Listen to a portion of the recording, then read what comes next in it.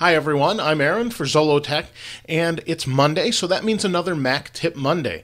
Mac Tip Monday, I'll show you a tip on the Mac, and then also suggest an application at the end of the video. This time we're going to show you how to auto-complete your text. To do this, let's switch over to the Mac, and we'll use Text Edit. Now you can use this in Pages, you can use it in other applications as well, Word, things like that. As long as they integrate with the core features of OS X, you should have this feature. So we'll go ahead and use Text Expander since it comes with the Mac, it's free, and we'll take a look at that. So what you're going to do is you're going to type in text. So say we want to spell the word interesting. And maybe we don't know how to complete it, we don't know the rest of it. We can stop right here, and what we can do is hold Command, or the Apple key, and hit the period. And that pops up this little dialog. And this dialog will show you all the different words it thinks you're trying to complete. So here's interesting, we click on it, and we continue. It's that simple. So we can try that with, we'll try, I guess, CONS and see what it gives us. So it gives us everything from consanguine all the way down to conscious or conscience, or depending on how you want to pronounce that. Then we have consciously, we have conscription, and you can see it just goes on.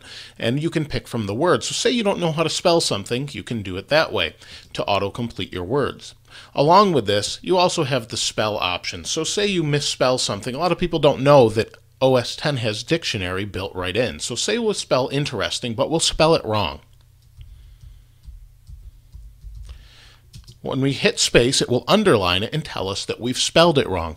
If we right-click that or control-click this, it will give us options here at the top of what it thinks we might want to actually use.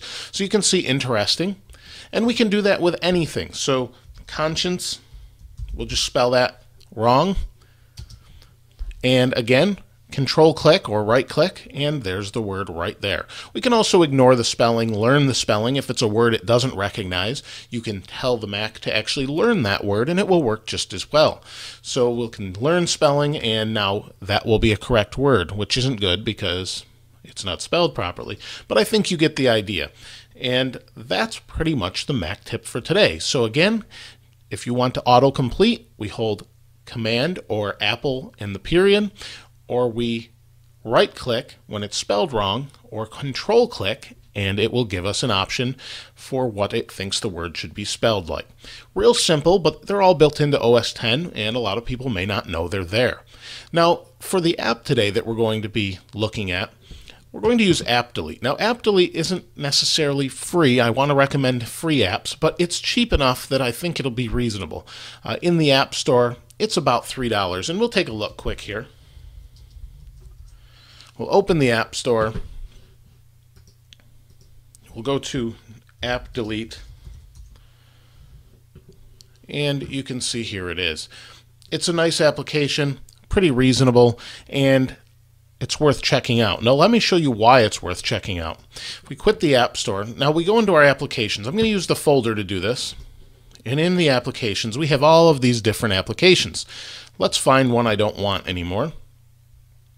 Oh, we'll go down to, we'll say Smart Converter. I don't really use it. It's a decent app, but I have other video converters. So let's get rid of this. So we'll open AppDelete, and we'll drag this into AppDelete. And what it does is it pops up this box over here, and it tells us all the places where it's been installed. So it may not just be right here in this box. It might also throw in some different files, plist files, things like that in preferences that you didn't know were there. So we want to delete them, we can archive or log them, or we could just cancel it and see where it puts itself. So we'll delete that. It takes care of all of the rest, and then we go down to our trash, we empty our trash, and it's gone. That's pretty easy, pretty simple, and does a great job of getting rid of everything. It pulls it out of all the different spots it could be in, and it's actually, this is just the icon at this point, but you get the idea. You can see it wants me to put in my password to make changes. I'll do that, and it's gone. So pretty simple, gets rid of everything that you don't know is there and you don't want to be there. So that's AppDelete. This is AppDelete Lite. They do have a more expensive version, but the Lite one seems to do just as well.